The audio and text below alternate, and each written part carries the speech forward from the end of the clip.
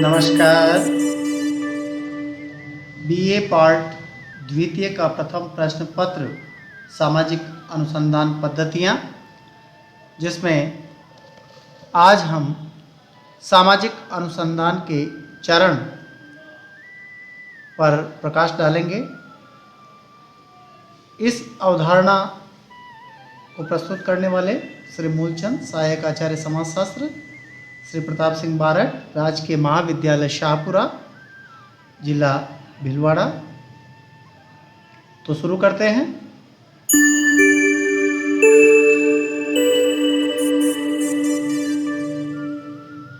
सामाजिक अनुसंधान की जो प्रकृति है वो वैज्ञानिक है। यह इसलिए है कि वैज्ञानिक पद्धतियों का उपयोग इसमें किया जाता है। शोध का मुख्य लक्ष्य वैज्ञानिक निष्कर्षों की प्राप्ति, सामान्यीकरण तथा नियमों का प्रतिपादन करना है। यही कारण है कि इसके लिए वैज्ञानिक पद्धति का उपयोग किया जाता है।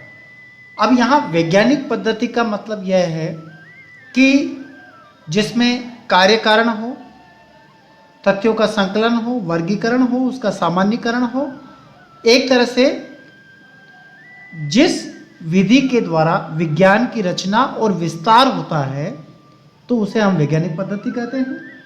यानी कि किसी भी घटना का अध्ययन करने के लिए हमें वैज्ञानिक तरीके से अध्ययन करना पड़ेगा और उसके लिए जो मेथड काम में ली जाएगी, जो पद्धति काम में ली जाएगी, वो वैज्ञानिक होगी।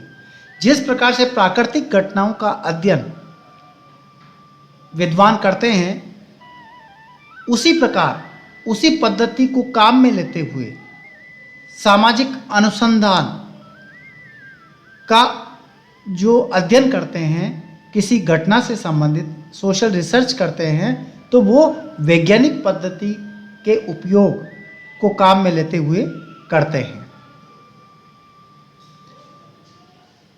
समाजशास्त्र के जनक ऑगस्ट कांट ने वैज्ञानिक पद्धति के 5 चरण बताए हैं। पहला, विषय का चुनाव, यानी सबसे पहले अध्ययनकर्ता शोध करने से पहले विषय का चुनाव करता है और उसके पश्चात अवलोकन द्वारा तथ्यों का संकलन करता है, अर्थात किसी घटना को देखता है, जांचता है, परखता है। उसके बाद जब उसको ये लगता है तो वह तथ्यों का संकलन करता है और उसके पश्चात तथ्यों का वर्गीकरण। समान विशेषताओं के आधार पर तथ्यों को वर्गीकृत किया जाता है। इसका मतलब यह होता है, जैसे हम किसी मानव समाज का अध्ययन करना है तो उसमें अलग अलग कैटेगरी के अंदर, जैसे 5 साल के बच्चे अलग है, 6 से 14 साल के बच्चे अलग है, 15 से 21 साल के बच्चे अलग है और 21 से 30 साल के बच्चे अलग है। 30 के बाद जो व्यक्ति हैं वो अलग अलग हो जाएंगे। तो यहाँ व्यक्ति को वर्गीकृत किया जा रहा है समान विशेषताओं के आधार पर। जैसे आयु भेद हमने इसमें डाला है तो आयु के आधार पर हम वर्गीकृत किया है। तो यहाँ पर एक बेस होगा, उस बेस आधार के आधार पर हम तथ्यों का वर्गीकरण करते हैं, फिर उसका परीक्षण करते हैं और नियमों का प्रतिपादन करते हैं।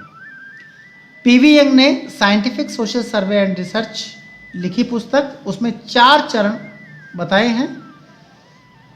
पहला, कार्यकारी प्राकल्पना का निर्माण। दूसरा, तथ्यों का अवलोकन, एकत्रीकरण एवं लेखन, लिखित तथ्यों का श्रेणियों तथा अनुक्रम वर्गीकरण तथा चौथा, वैज्ञानिक सामान्यीकरण एवं नियमों का प्रतिपादन।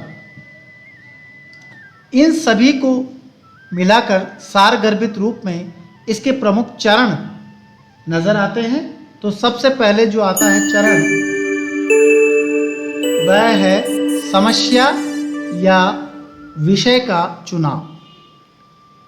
अध्ययन विषय का चुनाव करते समय 3 बातें महत्व रखती हैं। पहली, विषय का समाज में महत्व। दूसरी, विषय के बारे में तथ्यों की उपलब्धता, और तीसरी, सीमित साधनों से विषय का अध्ययन संभव है या नहीं। साधनों से तात्पर्य समय, बजट और कार्यकर्ताओं की उपलब्धता से है। तो इस प्रकार जो है अध्ययन विषय का जो चुनाव करते समय हमें इन बातों का ध्यान रखना जरूरी है।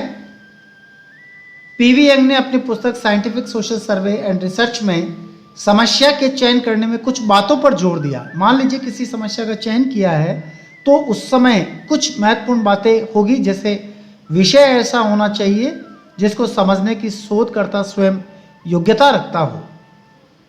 अध्ययन किए जाने वाले विषय से संबंधित यदि कोई अन्य शोध उपलब्ध न हो तो विषय का क्षेत्र अधिक व्यापक नहीं होना चाहिए, और उपलब्ध प्रविधियों की सहायता से विषय का अध्ययन किया जा सकता है या नहीं, यह भी ध्यान में रखना चाहिए। वैज्ञानिक निष्कर्ष निकाले जा सकेंगे या नहीं, यह भी देखा जाना चाहिए।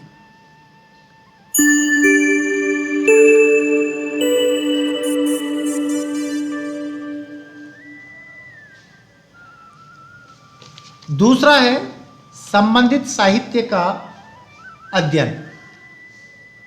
देखिए, विषय का चुनाव कर लेने के पश्चात यह महत्वपूर्ण चरण है, और संबंधित साहित्य, जैसे किसी विषय से संबंधित कौन कौन से साहित्य हो सकते हैं, जैसे प्रलेख, लेख, पत्र, पुस्तकें, प्रतिवेदन, विषय आदि आते हैं। इस प्रकार के साहित्य के अध्ययन से शोधकर्ता का कार्य कुछ सरल हो जाता है, उसे अध्ययन की विभिन्न प्रविधियों का ज्ञान भी हो जाता है। इसलिए यह जरूरी है कि विषय से संबंधित जितने भी साहित्य है, प्रलेख है, लेख है, पत्र है, उनका अध्ययन कर लेना चाहिए। तीसरा, इकाइयों का निर्धारण। इकाइयों का निर्धारण करते समय इस बात का विशेष रूप से ध्यान होना चाहिए कि इकाइयां अध्ययन के उद्देश्य से संबंधित हो और साथ ही संपूर्ण समग्र से एक रूपता रखने वाली हो। यानी जो भी इकाइयों का निर्धारण किया है वो अध्ययन के उद्देश्य से संबंधित होनी चाहिए और पूर्ण रूप से स्पष्ट और सुपरिभाषित होनी चाहिए। जैसे यहाँ यह नहीं देखा जा सकता कि जो अध्ययन की इकाइयाँ ऐसी हो सकती है कि जो अत्यंत सरल और मालूम पड़े, जैसे निर्धन, कृषक, श्रमिक, मकान, बेकारी आदि। अध्ययन के लिए इसमें से जिस किसी इकाई का उपयोग किया जाए उसको स्पष्ट रूप से परिभाषित किया जाना चाहिए।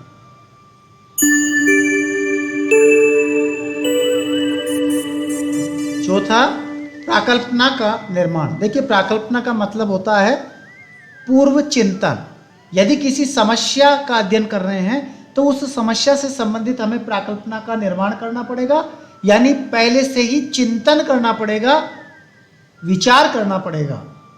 जब शोधकर्ता अपनी अध्ययन समस्या के प्राथमिक ज्ञान के आधार पर सामान्य निष्कर्ष बनाता है तो उसके शोध का आधार भी होता है, यानी कि एक पूर्व विचार, एक पूर्व चिंतन जो उस विषय, उस समस्या का आधार बनता है। ये एक सामान्य निष्कर्ष है जिसको सही नहीं मान लिया जाता है, वास्तविक तथ्यों के आधार पर उसका पुष्टिकरण किया जाता है, यानी उसकी जांच की जाती है कि ये तथ्य सही है या नहीं है। इसलिए अनुसंधान में प्राकल्पना का निर्माण किया जाता है। पांचवा, अध्ययन क्षेत्र का निर्धारण। शोधकर्ता को अपने अध्ययन क्षेत्र का स्पष्ट निर्धारण कर लेना चाहिए ताकि तथ्यों का वस्तुनिष्ठ ढंग से संकलन किया जा सके। शोध कार्य प्रारंभ करने से पूर्व शोधकर्ता को अपने अध्ययन क्षेत्र की सीमाओं, भौगोलिक, जनसंख्यात्मक तथा अन्य आधार पर निर्मित का निर्धारण कर लेना चाहिए। सूचनादाताओं का चुनाव, यानी जब अनुसंधानकर्ता फील्ड में जाता है, क्षेत्र में जाता है, तो वह सूचनादाताओं का चुनाव करता है कि उसके प्रश्नों का उत्तर कौन कौन से व्यक्ति दे सकते हैं। वो शिक्षित देखते हैं या अशिक्षित व्यक्ति देंगे। इसका चुनाव वह सही ढंग से उसे करना पड़ता है। यदि प्रत्येक इकाई से वह सूचना चाहेगा तो वह संगणना पद्धति से लेगा, और वह अगर कुछ इकाइयों का चयन करता है तो वह निदर्शन पद्धति का भी उपयोग कर सकता है। तो इस प्रकार सूचनादाताओं का चुनाव अध्ययन करता है कि सूझबूझ पर निर्भर होता है।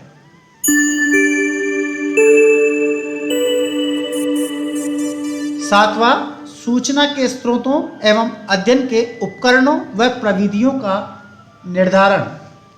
प्राकल्पना की जांच करने एवं सत्यता का पता लगाने के लिए तथ्य या सूचनाएं संकलित करना आवश्यक होता है।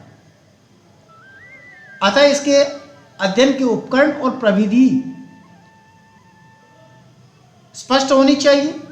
यहाँ पर सूचना के स्रोत दो प्रकार के होते हैं। एक तो प्राथमिक, जिसे फील्ड या क्षेत्रीय स्रोत कहते हैं, और दूसरा द्वितीयक या प्रलेखीय स्रोत होते हैं। वे सभी प्राथमिक सूचनाएं जो अध्ययनकर्ता पहली बार संकलित करता है कहलाती है।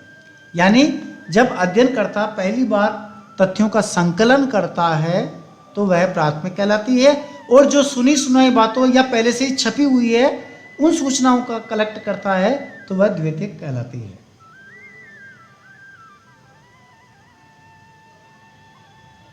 द्वितीयक स्रोत के अंदर शोध ग्रंथ आते हैं, पुस्तकें, पांडुलिपियां, जनगणना रिपोर्ट, अभिलेख, गजेटियर, पत्र पत्रिकाएं आदि आते हैं। ये पूर्व में ही प्रकाशित होती है या अप्रकाशित रूप में हो सकती है। आठवां, उपकरणों एवं प्रविधियों का पूर्व परीक्षण तथा अग्रगामी अध्ययन। वास्तविक शोध कार्य प्रारंभ करने से पूर्व शोधकर्ता के लिए आवश्यक होता है कि शोध हेतु चुने गए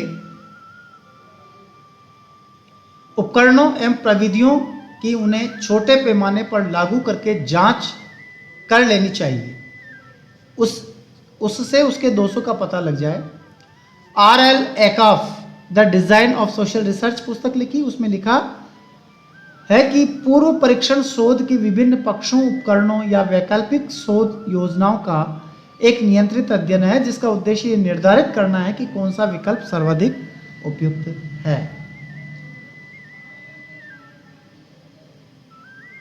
नौवां, तथ्यों का अवलोकन व संकलन। शोध कार्य की संपूर्ण योजना के तैयार होने के बाद क्षेत्रीय कार्य प्रारंभ होता है, यानी फील्ड वर्क प्रारंभ होता है, और अवलोकन, तथ्यों के संकलन, अध्ययन के अन्य उपकरणों, प्रविधियों का सहारा लिया जाता है। तथ्य संकलन में इस बात की पूरी सावधानी बरतनी चाहिए कि तथ्य पूर्णतः पक्षपात रहित होकर एकत्रित किए जाए, किसी प्रकार का भेदभाव न हो। तथ्यों का संपादन, संकेतन, वर्गीकरण एवं सारणीयन।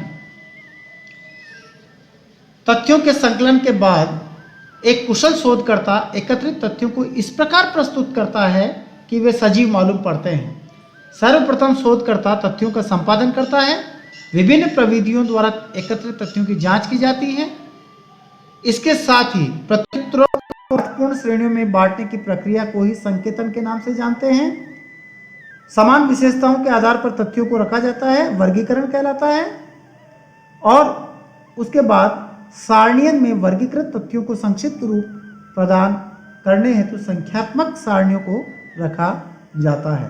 कहने का तात्पर्य, तथ्यों का जो संपादन करना है वह अवलोकन के आधार पर, तथ्य संकलन के विश्लेषण के आधार पर जो है संपादन करता है, और एक इंडिकेशन, एक संकेत जो है अर्थपूर्ण रूप से वो देता है और समान विशेषताओं के आधार पर वर्गीकरण और संख्यात्मक रूप से वो सारणियन में प्रस्तुत करता है।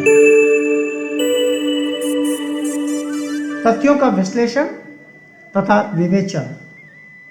अब यहाँ पर संकलित तथ्यों का विश्लेषण एवं विवेचन किया जाता है। एकत्रित किए गए तथ्यों का अर्थ निकालने और प्राकल्पना की सत्यता असत्यता का पता लगाने का प्रयत्न किया जाते हैं, जिससे वैज्ञानिक निष्कर्ष निकालने में सहायक होते हैं। और अंत में सामान्यीकरण एवं नियमों का प्रतिपादन। यह अंतिम चरण है सामाजिक अनुसंधान का, जहां वैज्ञानिक निष्कर्षों पर पहुंचकर नियमों व सिद्धांतों का प्रतिपादन किया जाता है। इसके साथ ही वैज्ञानिक निष्कर्ष निकाले जाते हैं जो अति संक्षिप्त होते हैं। शोधकर्ता इन निष्कर्षों के आधार पर ही नियमों का प्रतिपादन करते हैं। आज तक बस इतना ही। बहुत बहुत धन्यवाद।